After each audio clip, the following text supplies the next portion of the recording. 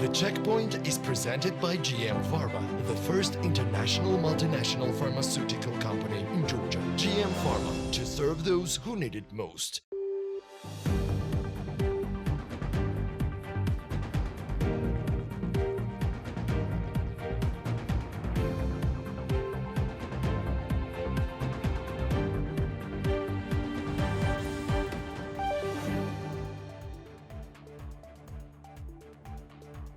Mineral water producing company IDS Borjomi temporarily suspends production due to the sanctions. We would like to inform you that the company IDS Borjomi Georgia has found itself in a difficult situation since the beginning of hostilities in Ukraine. The difficult situation, which is created on the main sale markets, is added by another problem related to the limited access to bank accounts, which close the possibility of the company receiving foreign exchange earnings and settling with creditors. The company has continued to operate on this day in the hope of substantially rectifying the situation, which unfortunately has not been possible so far. Due to the above, the company is forced to temporarily suspend the production process in both Borjomi bottling plants from April 29. We hope that the situation will improve in the near future and we will have the opportunity to resume functioning, IDS Borjomi said in a statement. Georgia has already filled in the first part of the EU questionnaire on the road to obtaining the candidate country status. The government of Georgia will submit the filled-in questionnaire to the EU tomorrow. The deadline for the submission of the second part of the questionnaire is due on May 13th. This is the Checkpoints from the new office of BMG TV. Yes, my media group owns the TV, the very first full-fledged business channel in the history of independent Georgia. The Checkpoints will soon become the only English language program in Georgia, which is not only streamed on our social media channels, but also runs live on TV. Such is the good news I wanted to share with you today. And now let us head to Batumi. Batumi Terminal says it sees the need for further expansion because of the increased demand of the transit corridor via Georgia, especially for Central Asian goods. Mamuka Murjikneli sat down with Georgi Sakadze for an eye-to-eye interview.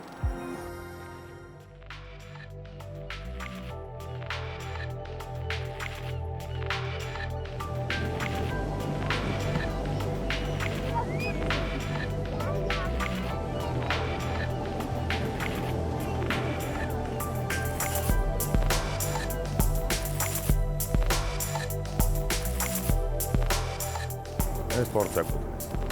ეს არის მერვე. ეს არის ნოლიდან აშენებული პორტაკული. ანუ იქაც ჩვეულებრივად ესეთი ტერიტორია არის. ჩვენ შეგვიძლია მე-7 ნავსადგომზე ყველაზე დიდი გემების მიღება. ამ ხელა გემები არ შემოდიოდა. უბრალოდ ვერ იტვირთებოდა ამ ხელაზე.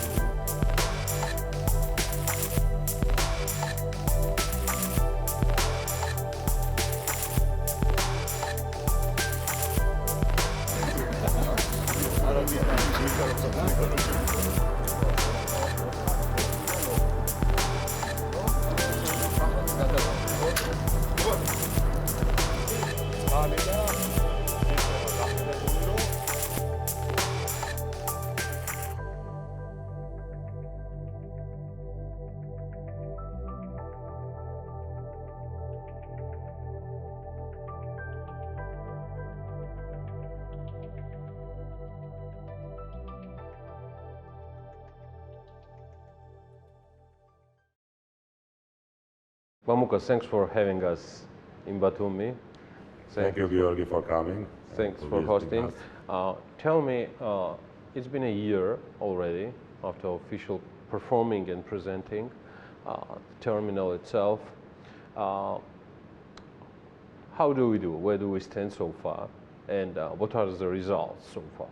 Thank you so much. Thank you. As you know, we obtained our license of operation last year. In April 2021, we had our opening ceremony in June, and our first transshipment loading of the ship happened in July. So starting from there, we transshipped more than 400,000 tons of urea, which is, we are very proud of it. It's like a big achievement for a terminal. I think that KPI was totally different. KPI was totally different. Yeah, we were estimating like 300,000 Okay. max, but we did very well, and I think our shareholders will be very happy as well about this. So this will encourage them to invest even more into similar kind of infrastructure in Georgia and similar kind of terminal. Did I get you correctly? You're thinking about expanding? Yes, we are. We are thinking about expanding because we see the need of expansion, because we see the potential that goods in Central Asia and their production is increasing. So we definitely need to be ready for this as well. So. You mentioned about satisfied or happy shareholders. I mean, do they remain in the same presence like it was Uzbeki investors, Georgian side, of course, and it was US Trammell, which is top 250 from US leading companies. Do we have the same structure Yes. of the shareholders? Structure is the same. Nothing has been changed. It's the same structure as we started from the beginning. So. Tell me about this fantastic shipment which was loading just a few days ago in your terminal. The first impression was about the size, about the volume of the shipment itself, and the next was covering maybe even the size, that it is absolutely new vessel, or what can I call it, ship, which was maybe done just few years or weeks or months ago. It's a brand new ship actually. Like it's the first time that it's loading the urea. It's like second time that ship is coming to the port. First was to Romanian port, and second now it came to Batumi to us.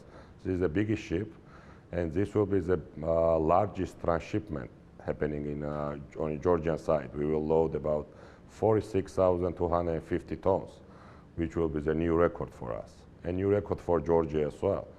As you remember, we discussed it before too, that we were the first ones. We were the first company and first terminal in Georgia who loaded more than 44,000 tons. And that was a very big achievement as well. So we are moving to the new achievements. And the route of this new shipment is to Argentina. Wow. Yeah, so it will go to the From it's Batumi a to totally Argentina. new route Absolutely. from Batumi. We ourselves never sent ship to Argentina. Yes, we did send to Brazil, to India, to US, to other parts of Europe, but never to Argentina. And like we are very happy to see the ship now sailing to Argentina. In his interview with Forbes, head of state-owned company Georgian Railway, David Peradze, mentioned about absolutely new creating and existing possibilities coming from especially Uzbekistan, as he was mentioning. I mean, viewers and followers of our channel, they definitely associate this with your terminal and with your, I mean, route and things happening. Could you be so kind to specify more? What are the existing and future possibilities in these regards? Because Uzbekistan is not just this country itself, and it's not this proper product what we are talking about within your terminal. It will definitely make some more exports coming from country and region itself.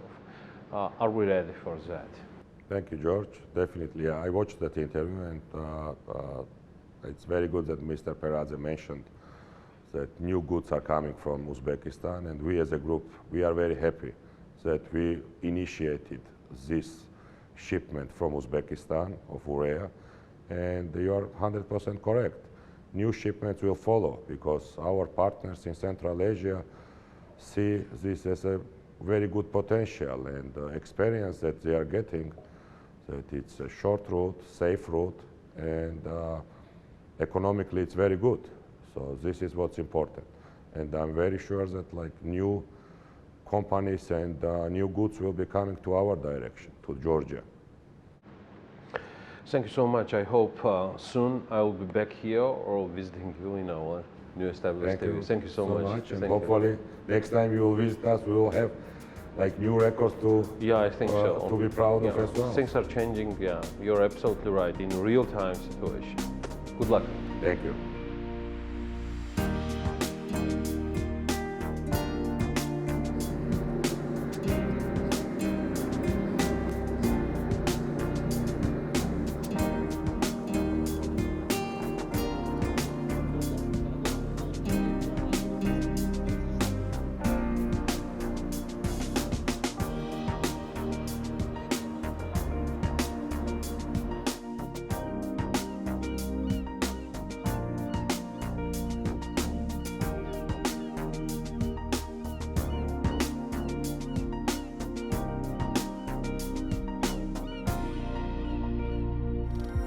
If you look at our very recent history, you will see that two devastating big events, Russia's war in Ukraine and the pandemic, have brought very fundamental changes to the global agenda. What Mamuka Murjikneli just emphasized in his interview is one, meaning the whole reshuffling of the transit routes and the corridors and cargo. And the reason for that is definitely the war in Ukraine and the international sanctions that have been imposed on Russia. But we could say that before this war, the pandemic has also made revolutionary changes, and one of them definitely is more demand on digital economy and of the digitalization of the economy. This in its turn made tax professionals worldwide wonder whether the tax system operating today is ready for such challenges. We will learn more from our next interview. Today we will be speaking about digital economy and some tax approaches towards it. So let's start defining what is digital economy and why it has become such a big issue, especially after the pandemic. Okay, yeah, good question.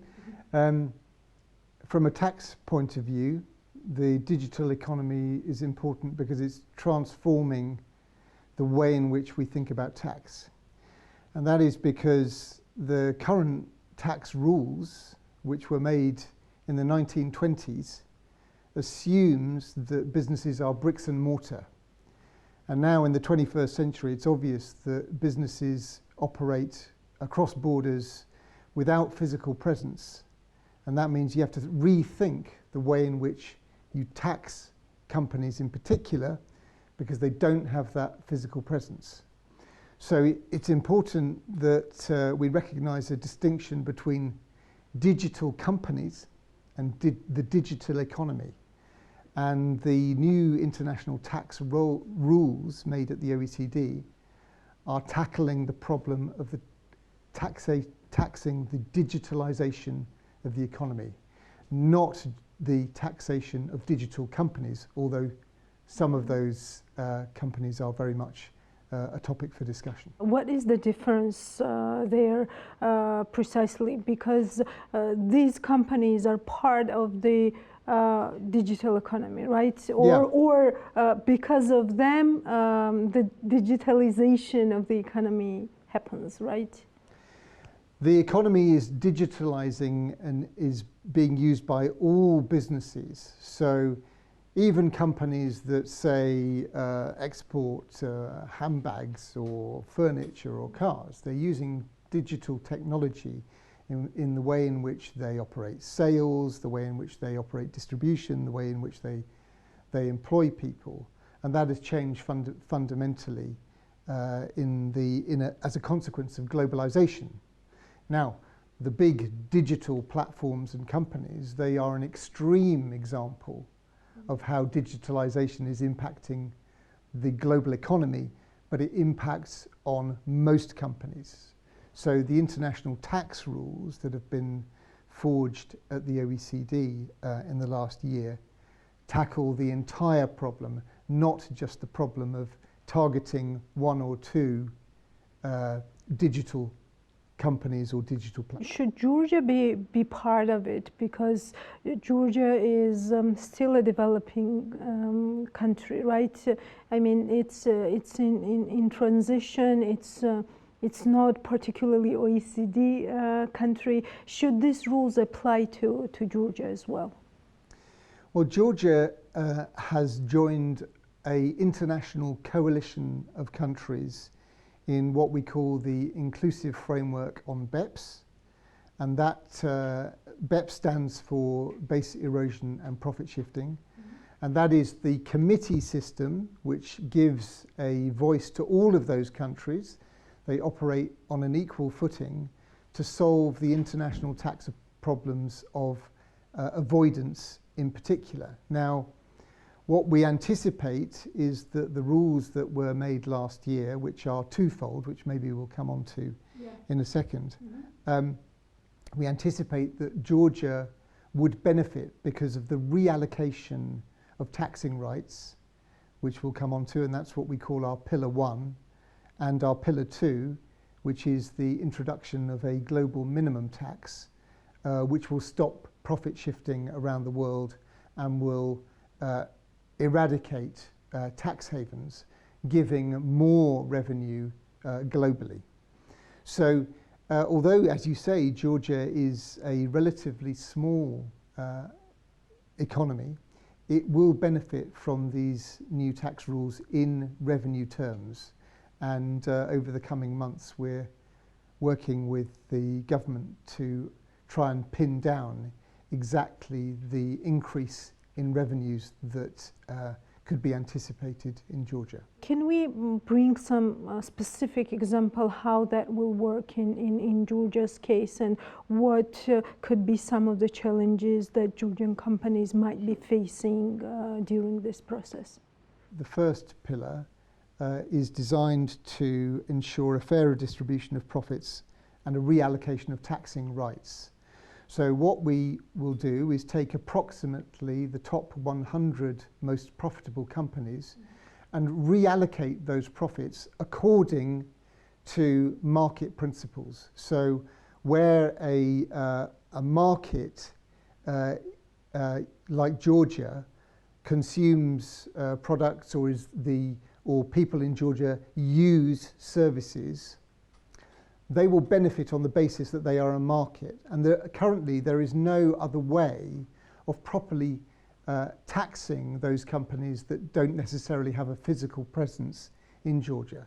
So a proportion of that money, of the new allocation of taxing rights, a proportion of that would fall to Georgia by virtue of the fact that Georgia is a market jurisdiction, and the Georgian consumers are buying and consuming products supplied from elsewhere.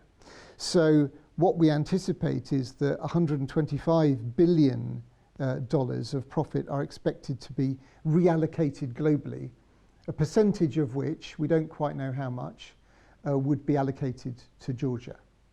So Georgia would definitely benefit. Now, what we hope is that over time, Georgian businesses would see the benefit of what is a relatively simplified approach to profit allocation. Now, it will take some time to bed down, but this formulaic approach is actually overall a simplification on what exists today. Mm-hmm. So the second pillar, which is the introduction of a global minimum tax, we anticipate that would see countries collect around 150 billion in new revenues, again, some of which would fall to Georgia, because the global minimum tax will put an end to significant profit shifting between jurisdictions. So Georgia would be able to keep more of the revenues that is due to the Georgian Revenue Service. But there is always two sides to the medal, right? What is the second side? I mean, what is the challenges side? I mean, how would that affect, for example, interest of like big companies to be present in Georgia, which is a relatively small market, when the same tax rules apply to Georgia as well? Well, the same tax rules will apply globally, so we don't anticipate that one jurisdiction would become more attractive than another. So we anticipate that over time, investors would see the international tax system through these new rules implemented globally as stabilising the international tax system. And what, as you know, what companies say they want most from a tax system is predictability. And there are implementation challenges ahead, and we will be supporting the Georgian government every step of the way to implement both pillars. But what we do see over time is that there will be tax certainty because the rules will apply globally, and so that one company operating in Georgia would see the same treatment as where they operate elsewhere. So yes, there are implementation challenges ahead, partly because these rules have not been revisited for over 100 years. So we're playing catch up, and it would be foolish to say that these rules are simple, but there are aspects of them that would lead to simplified approaches which would benefit business too. So for example, we're looking at part of Pillar 1 is looking at new fixed returns on certain distribution functions on our so-called Amount B, for those of you who want to look it up under Pillar 1. I won't go into the complexity. But we hope that that will provide a more predictable and a simplified method of for both business and governments in taxing large companies. Are there like Georgian companies who are doing the same type of like digitalized business abroad that will be taxed because of these complex global rules? Have you done that assessment as well? We haven't looked at the assessment of Georgian companies, and that's primarily the responsibility of the government here to go through how they think each company would be treated by the new rules. But again, you've got to distinguish between all companies that are taking advantage of digital technology and digital platforms. So I don't anticipate, for example, if there are small digital platforms that are operating domestically in Tbilisi, say, I don't anticipate that they would be in any way punished by the new international tax rules. No, that's not my understanding for the moment. Where are these negotiations or consultations right now with the Georgian government, and what are some of the recommendations that you have for them to consider? Globally, we reached a historic political deal in October of last year, and that saw over 135 countries signing up to the principles of Pillar 1 and 2. Now, that's not the end of the story, because including Georgia. Including Georgia. The devil is in the detail, and on Pillar 1, the implementation of Pillar 1 would primarily come into force through a multilateral convention. And there are something like 12 big building blocks, which are all being negotiated separately, that would flow into the multilateral convention. And Georgia is participating in all those. So we have a political deal, and now to make the deal come into force, the rule-making process continues. On Pillar 2, we've made rapid progress on introducing a series of rules to make that come into force. And it's interesting to note that around the world that there are jurisdictions already moving towards the minimum rate for those that are below it, in anticipation of the world changing to a new global minimum tax.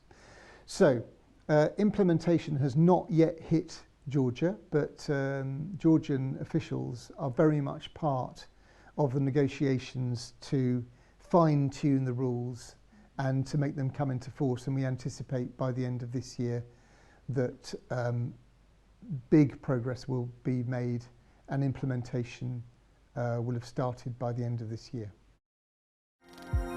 It would be difficult to think of becoming a big business without incorporating at least some elements of the digital economy. The company that we will be mentioning now is definitely big. It encompasses about 176 markets with more than 200 distributors worldwide, including Georgia. What does Georgia mean for the Stoli Group and its CEO? Georgis Sakadzes Business Talk with Damian McKinney. Stoli Group, established in 2013, was one of the most impressive brands in its portfolio today. What is Stoli Group today? What is Stoli Group today? Stoli Group is, of course, this beautiful, as I call it, the sleeping, but now very much awake beauty. It is, but it also consists of Elite. Elite, which I believe is the best vodka in the world. But it's not just what I believe, it has won 10 amazing awards, 10 platinum awards for being the best vodka in the world. We also have Kentucky Owl, which is a bourbon, and we just launched a brand called Wiseman. So here's hot news for you, literally announced today. Please. In San Francisco are major awards. We've won 2 gold awards for Stoli, so we're reinforcing the amazing quality of our premium brand, Stoli the brand. Wow. Amazing, and just showing that not only do we do a great job, and I say we, frankly, I pointed our founder on creating these amazing brands, but also we've just won 2 golds for our bourbon as well, for Wiseman there. Elite, we've won 10 global platinum. Them same source from San Francisco? Same San Francisco. And the rest of our brands have all won awards. Every single one of them have won awards. So literally from our vodka to our to bourbons, to tequilas, to gins, to rums. I mean, we have a whole portfolio. You do. And we're very, and I'm really, so in a way you asked me the question earlier on, why do I have no doubt? I have no doubt because I'm starting with the most amazing products, in a way, with the most amazing liquids, and all we've got to do is just make sure the brands really hum, and imagine where we could really be in the future. And team members across whole world. It's 176 markets and with more than 200 distributors worldwide, including Georgia, where you are so much welcome. Thank you again for visiting us. But I know you're covering huge markets. At the same time, you're presented in Georgia as well. What is Georgia as a country for Stoli Group? How are we positioned? Because it's still a small country. It's a very small internal market. At the same time, in my understanding, very much valuable geopolitical location, which makes some premises for the future to become a hub. And it's not a dream. It's, let's wait for a while. But tell me, what is Georgia for Stoli Group and its CEO? Yeah, that's very simple. It's in a sense, it's similar to the way the whole company feels. You know, we have a purpose which says, dream big, play bigger, and you achieve the unachievable. And you can see the thread through quite a lot of the conversation. And therefore, big doesn't necessarily mean right or the best or otherwise. So you could argue, why Georgia? Well, I'll tell you why Georgia. Number one is it's a very important market for us because the consumers actually understand, and I was asked the question, so why is it that we have done so well?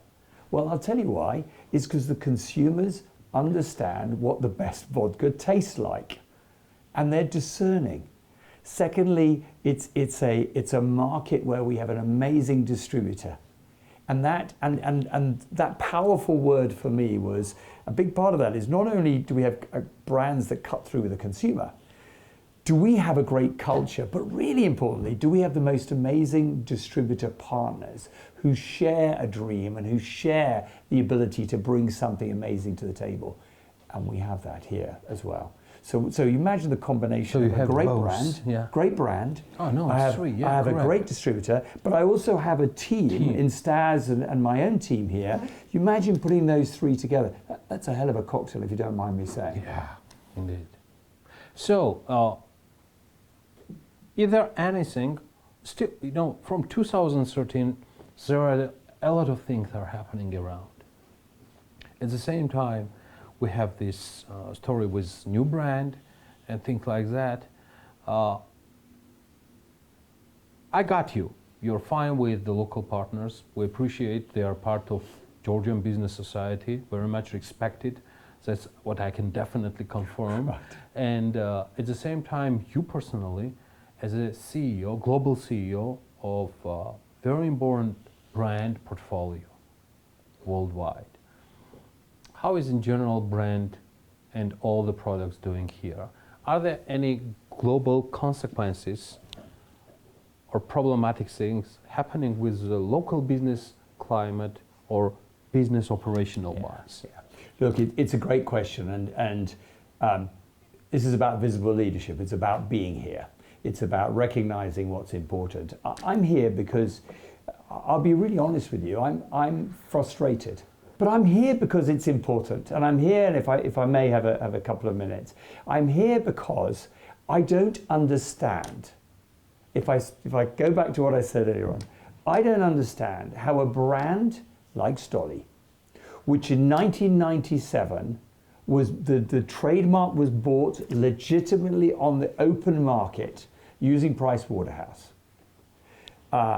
In 2000, we had to seek a safe haven in Latvia because it was very clear that Putin did not like this idea of the success, frankly, that Stoli or Stolichnaya was actually achieving.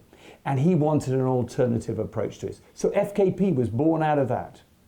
Now, what I don't understand, therefore, is how here we are standing in Georgia, how a legitimately acquired brand with a legitimate trademark can somehow be told not to trade for some legal reason. So right now, we are being held back. Number two, I don't understand why a brand that, frankly, the consumers really want, because it is the best quality, and yes, has a one, you know, I call it my grandfather's recipe, special recipe in it. They want to drink the best. And thirdly, has shown that it stands for what it really believes in actually creating a better world, and particularly given the history of Georgia as well. I don't understand why we're being held in abeyance. And I've come here to both see it for my own eyes, spend time with the team to reassure them, and frankly, thank you for the opportunity, in a sense, to make my case, to say, please put us back on the shelves. Yeah, global brands are at the table talking about. So, did I get you correctly? Litigation and dispute still goes on. It's still going on here in Georgia right now. You know, right now we are in an appeal situation. My understanding is we've won the appeal at the higher court, but at the lower court we are still being held off the shelves.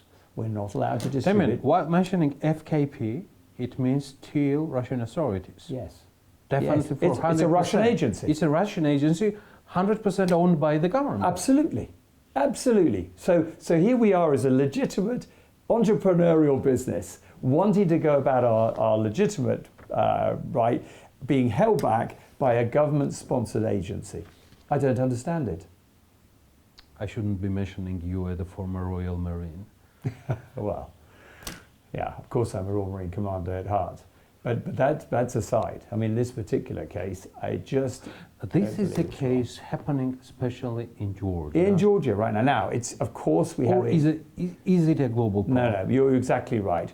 We have spent over 20 years, so ever since the 2000 moment, when, frankly, my reading of all of this, it's from Putin, it's either you're in or you're out. And in the case of Yuri Shefler, he said, I'm out. I am not going to participate in what in effect is a corrupt situation. And so he saw this very early on. He did. And since then, we have been out. And I refer to us as the resistance in a sense. We've been fighting as resistance against this, probably below the radar, because nobody really was paying that much attention over the years, because it's very easy for people just to ignore this. So we've been fighting this. And so when the invasion occurred on the 24th of February, for me it was very clear. We are the resistance. We've been fighting. We're going to come out now and be really open and let you know who we are. And in a sense, this is clearly touching the whole trademark challenges we've had. And we've had them around the world. And again, from a logic point of view, we've often stood back and said, but why is this being allowed to happen? Well, there's politics. It is. And I'm not a politician, never will be. Yeah, but at the same time, like a conclusion for this part of our conversation, it means that Stoli Group is disputing within the core system, Georgia worldwide, with the Russian government. Am I right? That is correct. And that's legally correct. That is legally correct. Well, that's through FKP, but legally correct. Let us now see what our weekly business bulletin looks like. Our reporter Natia Taktakishvili will tell us more about the businesses that try to survive these hard times and make all the efforts to grow. Ceferini, manufacturer of leather bags and various accessories, closed 7 sales facility in Russia and Ukraine due to the Russia's invasion of Ukraine. As the founder of the company, Ilya Geperidze, declares the share of both markets is small and consequently the company does not count big losses. About 3 years ago, we were represented in 70 cities of Russia, but we realized the danger, so we started diversify. Due to that reason, the Russia-Ukraine war did not cause serious damage to the company. At the same time, we have offset the closure of 7 facilities by entering China, where sales will start from May 15, Ilya Geperidze declares. Moreover, Ceferini products will be sold in Israel from the next month. As for the addition of the clothing line, the founder of the company notes that this plan is still in force, although it has been temporarily suspended. We have a plan to add a clothing line, but we still wait for the developments. Now we are facing more challenges. We think it wouldn't be right to invest in this area, but we still think about the plan, and after entering Chinese market we will gradually add a clothing line, said Ilya Geperidze. Georgian platform Kernel, which offers smart financial tools to the business, has entered Indian market. The company already has 7,000 customers in India. Beka Dalakishvili, the founder of Kernel, declares that India is strategically important for the company, as up to 70 million businesses are registered in this market. At the same time, the advantage of Indian market is the legislation in English and active involvement of the state in the digitization process of small businesses. According to him, the platform operates quite successfully in the Philippines, where over 1 million businesses are registered. Kernel already has 50,000 users in that market. India is most desirable market for us. The legislation is in English. At the same time, India is the largest market. 60,000 businesses are registered in Georgia, while this number reaches 70 million in India. India has new tax legislation, and the state is actively urging small businesses to digitize the processes. Kernel also plans to start operating in Pakistan and Nigeria, but it requires some time, said the founder of Kernel. Kernel appeared on the market in 2019.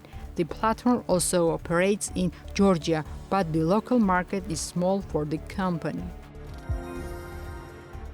Startup Healthy Cake is launched in Tbilisi. The confectionery operates now online and offers customers desserts made from low-calorie sweeteners and natural products. Founder of Healthy Cake, Natila Goksadze, has several years of experience in producing healthy desserts. According to Goksadze, she started a small business while living in Uzbekistan and successfully cooperated with fitness centers and food outlets. After moving to Tbilisi with her family, she decided to continue her favorite business. My desserts are distinguished as they don't contain sugar and wheat flour. They are also low in calories and can be eaten by anyone who follows a healthy lifestyle or adheres to a diet. Our product line includes sugar-free, gluten-free, lactose-free, and vegan desserts. The customer can get full information on the calories and ingredients of the products by scanning the QR code, said Natela Goksadze. It should be noted that Healthy Cake actively tries to cooperate with coffee restaurants and fitness centers. For the future, we also want to implement Healthy Cake project in Batumi, Natela Goksadze told BMG. Radisson brand hotel will open in 2023 in Oni municipality. According to mayor of municipality Serko Khidasheli, a 85-room sanatorium is being built in the vicinity of Utsera. Five-star hotel will have a 25-meter pool and spa. Negotiations are underway and have almost been completed with the international operator Radisson. There is verbal consent. This will be the first time that an international hotel chain will start operating in Racha, Khidasheli said. According to him, construction process mainly employs locals and will continue in the same way after the opening of the hotel. He notes that several millions of GLR is invested. Utsera Resort is famous for its useful mineral waters. Most of the mineral waters in Racha is in the mentioned village.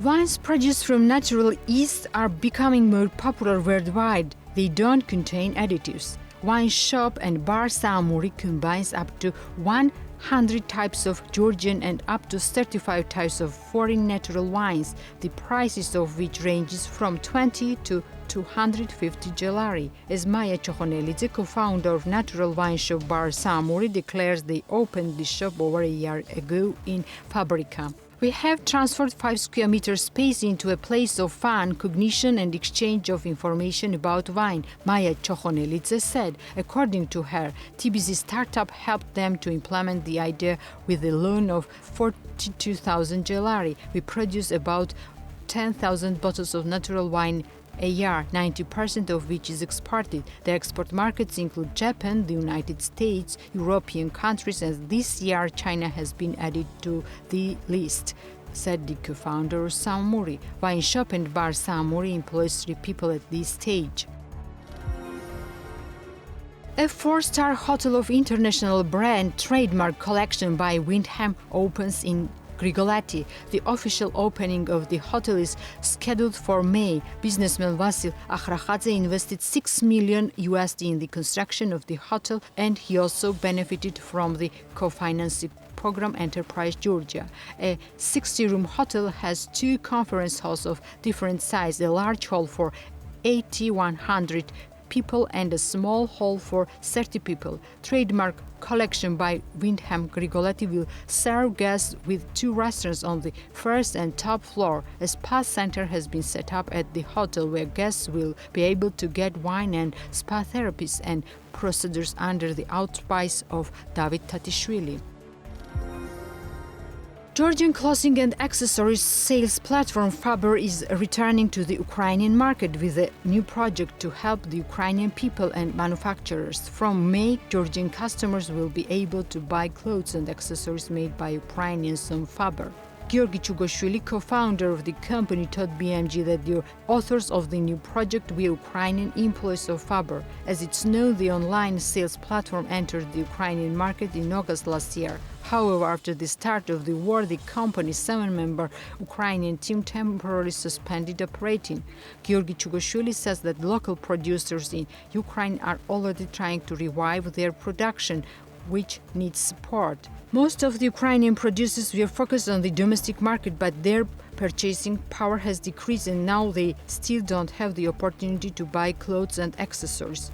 That's why they need sales outside the country. We decided to offer their tasteful, quality and affordable products to Georgian customers first, said Georgi Chugoshvili. Now it's time to see what's made in Georgia. We will be telling you about the one and only company in Georgia that is producing 100% natural medical oils.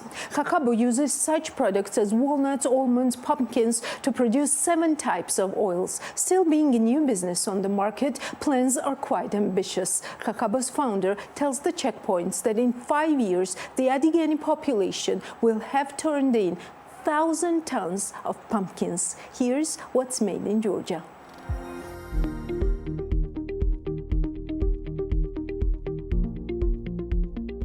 I am Georgi Kveselova, the director and one of the founders of Chachabo Ltd. Our company was founded in 2020, the same year we started making oils. We have been trying to get good products for a year.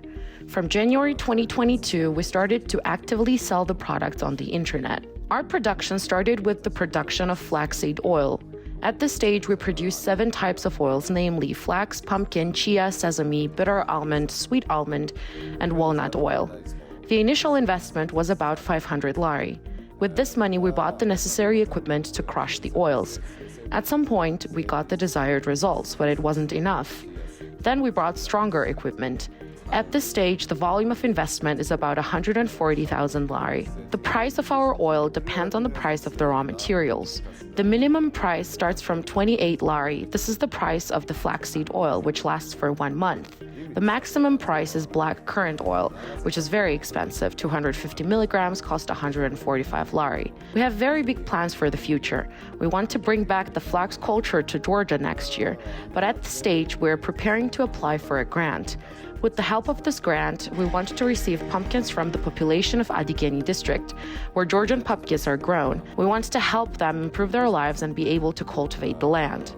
We think that we will receive 200 tons of pumpkins in the first year.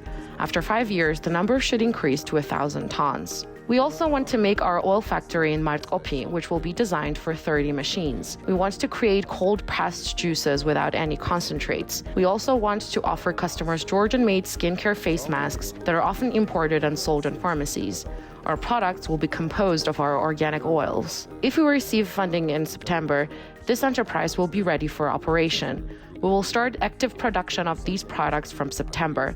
At this stage, our products are not exported. So far, they only appear on the Georgian market. However, we are already negotiating with Italy. Our products are sold in one of the online stores in Hungary. We're also preparing to get an ISO certification. If such businesses grow, the economy will also grow and vice versa. Let us now see what Geostat told us this week about Georgia's economy growth main numbers. The estimated GDP growth rate in March 2022 amounted to 10.6% year-on-year, and the average real GDP growth for the first quarter of 2022 equaled 14.4% year-on-year. In March 2022, the estimated real growth compared to the same period of the previous year was observed in the following activities: electricity, gas, steam and air conditioning, supply, transportation and storage, hotels and restaurants, construction, arts, entertainment and recreation, mining and quarrying, and manufacturing. Statistics also show that in March 2022, the number of newly registered enterprises grew by record high 72%, amounting to 9,114 new enterprises. Such a high number wasn't even during the pre-pandemic period. The checkpoints will inquire more on the issue for you, for our followers and viewers. Despite the strong recovery pace that Georgia's economy has shown in numbers, the IMF slashes its growth projections for 2022 for Georgia to 3.4%. The IMF says that the spillover effect of Russia's war in Ukraine on Georgia will be very essential. According to the newest report, another country in the region to suffer as strongly as Georgia is Armenia. The checkpoints talked to Jihad Azur, head of the Department of MENA CCA region at the IMF, for more insights. We are starting our interview with Mr. Jihad Azur, who is joining us via Zoom. Mr. Azur, welcome, and thank you for your time, of course. Thank you for having me.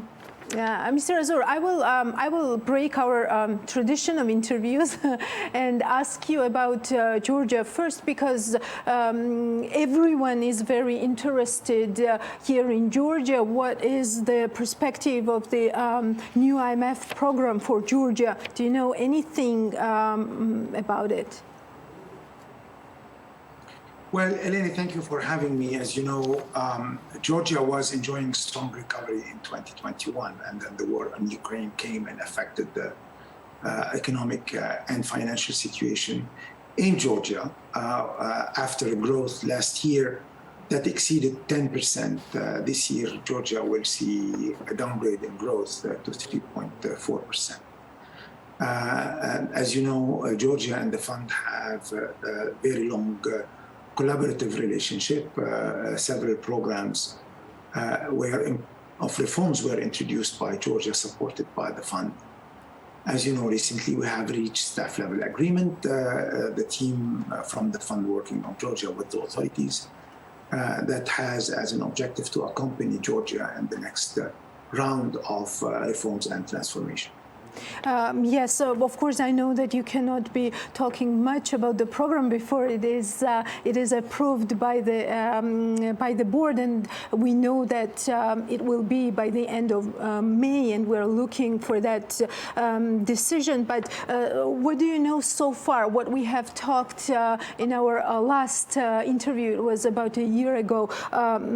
Do you think the reforms that you have mentioned as crucial, like SOE reform and also like prioritizing infrastructure projects and looking for more prudent fiscal policy would stay on the agenda that both the government of Georgia and IMF have looking forward? Of course, those are important reforms because implementing those reforms will help Georgia's economy to grow faster, to create more jobs, and to remain stable. And we saw during the war in Ukraine that this big shock that affected directly the economy of Georgia through several channels allowed, because thanks to the good policies, allowed Georgia to address those shocks and to preserve economic stability. And this is despite the fact that this crisis will have an impact on Georgia's economy. Therefore, prudent macroeconomic policies to keep inflation under control. This goes in line with what the Central Bank of Georgia is doing to keep also Georgia's economy shielded from the neighboring shocks, providing social protection, especially for the low-income people, while preserving the fiscal situation, are still key priorities. In addition to that, maintaining the stability in the financial system and modernizing the economy are important priorities for the recovery going forward, especially after addressing the direct impact of the war in Ukraine. Since you mentioned this Russia's devastating war in Ukraine, what are some of the spillover effects in terms of economic development and economic growth and general figures? And we will talk about them more in detail during our interview. But what are more general spillover effects that you see in terms of Georgia and in terms of the whole region? Well, of course, given the proximity geographically and in terms of economic relationship, both Georgia and the region are directly affected by the war in Ukraine. Sanctions are affecting the trade, both export and import. As you know, almost 1/3 of the export of Georgia, for example, is going to Russia, and the same also in terms of import. Therefore, those will be directly affected. Another channel is related to remittances that constitute around 4% of GDP for Georgia. Those remittances are an important lifeline to many families. Impact on the financial sector, that the central bank has already been taking certain number of measures to address that. Last but not the least, there are indirect channels too. The increase in prices worldwide, the increase in inflation, as well as also the volatility because of the uncertainty we see on the international financial markets are also challenges for Georgia, as well as also for several other countries in Caucasus and Central Asia. Are these sanctions imposed on Russia because of its actions in the 21st century, which should have been a century of diplomacy rather than armed war? Are these sanctions working? And I mean specifically, are they affecting Russia more than affecting region, including Georgia? I would say that the war in Ukraine and the instability is affecting first and foremost the region as well as also the overall global economy, because it created uncertainties and led to increase in prices of commodities, wheat, fertilizers, but also price of energy. Those spikes in prices came in a context where inflation was already high globally, and this inflation was leading to a normalization of monetary policy with increase in interest rates. This came and exacerbated those trends and created, through this uncertainty, high level of, I would say, challenges to many countries, both in terms of the impact on their population, especially those, the most vulnerable ones, but also impact on policy management, and created the need to adjust policies. When it comes to Caucasus and Central Asia, the combined effect of the war and the sanctions led to reduced growth projections for this year for most of the countries. Growth projections were downgraded because of that. Of course, countries who have previously rebuilt buffers are able to address the shock in a better way. And Georgia is among those countries. Countries who have strong relationship with Russia will be more affected. There is the effect of the immediate shock that countries are currently dealing with, but also there could be some repercussions over the medium term. And this is where it becomes even more important than before to deploy the needed reforms in order to increase productivity in the economy, attract investment, address some of the issues like, for example, the SOE reform in Georgia, and increase the level of intra-regional trade to create an alternative source of economic activity and growth. What about inflation and pass-through of external factors? Because earlier projections were that this could be a little bit more smoother process, and inflation could start coming down in most of the countries of the region by the end of this year. What has changed in these projections? Well, of course, as you remember, last year, the strong recovery globally came with a high level of inflation that was perceived to be transitory, but clearly because of the bottlenecks we saw in supply and the sharp increase in demand, inflation is lasting longer than expected and has affected many countries in the world. It has affected them directly because of increase in prices, but also indirectly because of the normalization of monetary policies, both in Europe and in the US, leading to increase in interest rates.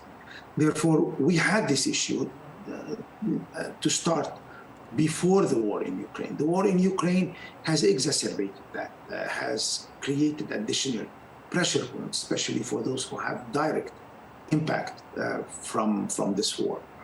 Georgia is one of those countries, as well as also other countries in the region. Prices of wheat, prices of other commodities went up, prices of fertilizers too, in addition to the increase in prices of energy.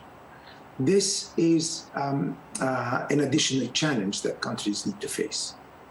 Controlling and reducing the level of inflation is priority number one.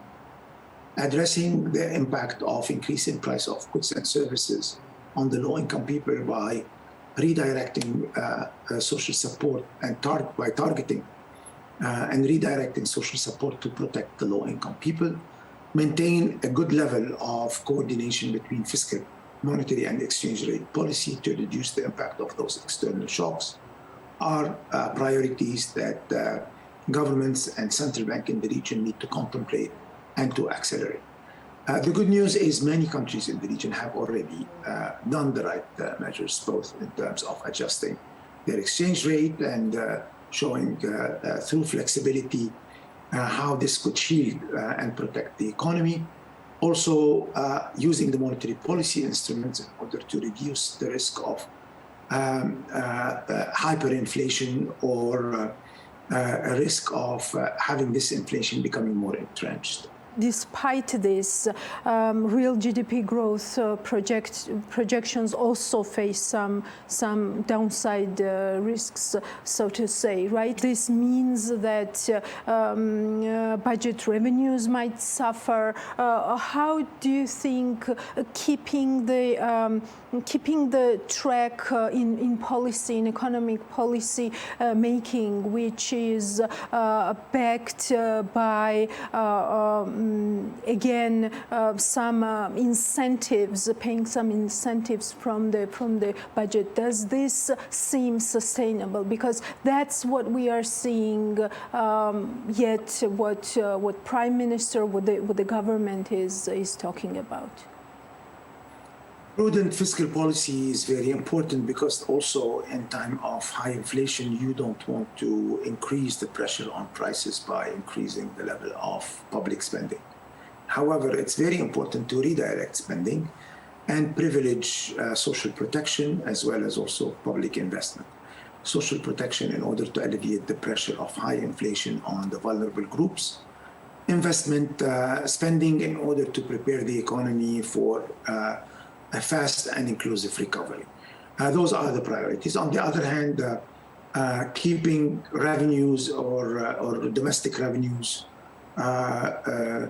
strong, reforming tax system when needed in order to increase the level of equity in the system. Those are important steps. How do you see the privatization process in this situation? Because the government in Georgia is also keen on privatizing, and we see some Russian capital also flowing in Georgia for a number of slots. Do you think it's wise to privatize at this point? We have all the evidence to show that the private sector is better when it comes to creating jobs and growing the economy. It's more productive, effective than the public sector. And the role of the state is more productive by being supportive to the private sector, creating the good business environment, and being an enabler. Whatever is done in order to go in this direction is a step in the right direction. In addition to that, there are still certain number of state-owned entities that will not be or will gradually be privatized. Improving the efficiency of those will also help. Fiscal transfer to SOEs is high compared to the level of productivity and profitability they have, and not only in Georgia, and several countries in the region and beyond the region, are showing that bringing more market rules and market dynamic into the functioning of some of those services and activities is positive for the economy and positives in terms of job creation. Stronger FX reserve today, but higher public debt, especially foreign currency denominated debt. This is one of the subtitles of the report that's assessing economic growth projections for the region. Is it a dilemma right now? Well, of course, countries are different. You have countries who have sufficient level of buffers and have the right macroeconomic policies, and you have countries with less buffers and higher level of debt. For those who have higher level of debt and they have limited fiscal space, it's very important to maintain the pace of fiscal consolidation while making it more inclusive. How we make it more inclusive is by reducing current spending that are not productive and redirect all these resources to provide additional support to low-income people by widening the social spending. Therefore, I think here policies have to be, while respecting the broad principles, is to keep inflation under control, which is the biggest risk this year, shield the economy from shocks and uncertainties, which is also another issue that countries need to deal with, and maintain the capacity to have a transformative recovery, which is also very important to build up for a better future. Beyond that, each country has its own situation because each country is affected differently by the war in Ukraine and by the overall increase in prices and interest rates worldwide. It's always wise to keep debt under control and to gradually reducing it. It's also wise to have a macro economic management that favors the medium term through medium-term fiscal and economic framework. It's also wise to make sure that monetary policy is credible. Credibility of the monetary policy is also important for the stability of the economy and for attracting additional capital flows. Looking at the region, Mr. Azul, where would you place Georgia in those categories that you just mentioned? Well, in the region, you have three categories. You have the oil exporting ones who have, in addition to their economic situation, the buffers of the reserves. And the increase in oil price will favor those. You have the second group, which are the oil importing countries, but good macroeconomic fundamentals. Georgia is one of them. They need to keep the focus on having the right set of policies, the policies that promote economic stability, reduce the risks. The risk of inflation is the most important one these days. Shield the economy from the negative impact of the war in Ukraine and prepare for the future. This requires a right balance between addressing through policies and achieving macroeconomic stability, but also preparing the future. And this is where the reform program of Georgia now has several components. One of them is reforming state-owned entities with the objective that this will help create additional growth, will help promote the role of the private sector.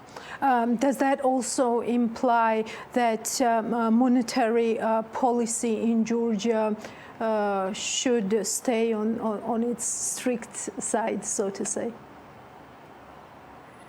The monetary policy in Georgia has proved its effectiveness. It has helped reduce the level of inflation, which is the main target of the monetary policy, and also protected Georgia from external shocks. In addition to that, the supervision of the financial system and the banking system led to the development of well-capitalized and competitive banks. Those are the right policies. Of course, the environment today is more challenging with a war in the neighborhood that has led to increase in prices, shortages in certain number of supplies, and affected because of the links of currencies, affected the currencies of the region, including the Georgian currency. Those are additional challenges that need to be addressed. Again, I think what is important is to make sure that policies are well set, but also well coordinated. What does that mean in economic growth and economic policy making, decision making standpoint? What should be the priority? Economic growth or maintaining the stability? Well, those objectives go in tandem. They go in hand to hand. When you have instability in the economy, usually it leads to high level of interest rates, refrain from investors, especially foreign direct investors, from coming, and will destabilize also the economic activity. Therefore, economic stability and economic prosperity go hand in hand. What does it mean? It means now that the first priority is to shield the Georgian economy from the shock. Georgia is facing two big shocks: the shock of the war and the neighborhood, and the shock of the uncertainties in the global financial system.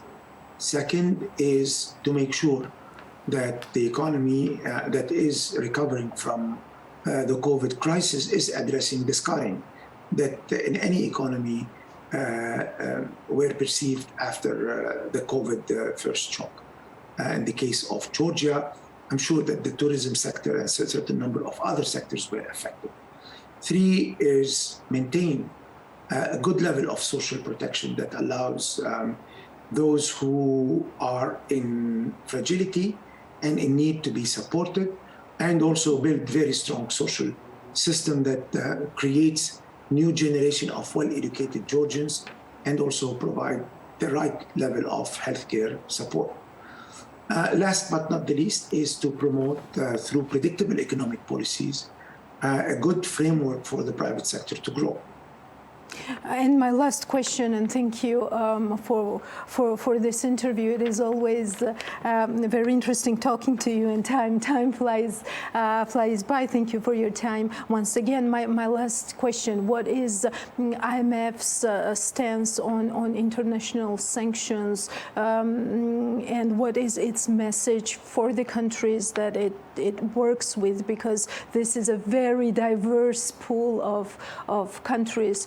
Should these international sanctions be respected? And do you see any threat for Georgia to become some kind of a whole for doing business and avoiding these international sanctions, as voiced by some of the ambassadors here in Georgia? Well, we are extremely well informed and involved with all countries in the region. In the last week, we had several meetings with the delegations from Caucasus and Central Asia, including the Georgian delegation at the spring meeting. And yesterday, we had a discussion on the policy priorities with the managing director of the fund, with ministers and governors of the region, where it was a great opportunity for us to listen and see firsthand what are the challenges that those countries are dealing with. Our commitment to Caucasus and Central Asia is still as strong as it was during COVID, where Caucasus and Central Asian countries were among the first in the world to receive financial support from the fund. And also last year, with the distribution of the special drawing rights. Therefore, the priority for us is to provide both policy support and technical support to countries in the region to navigate this very difficult moment in economic history, but also to help them shield their economy from any risks, including sanction risks. Thank you for taking our questions and for this very interesting interview. And that's all for today. Wish us luck in our new endeavors and follow us on BM.G and Forbes.G. Till next Sunday.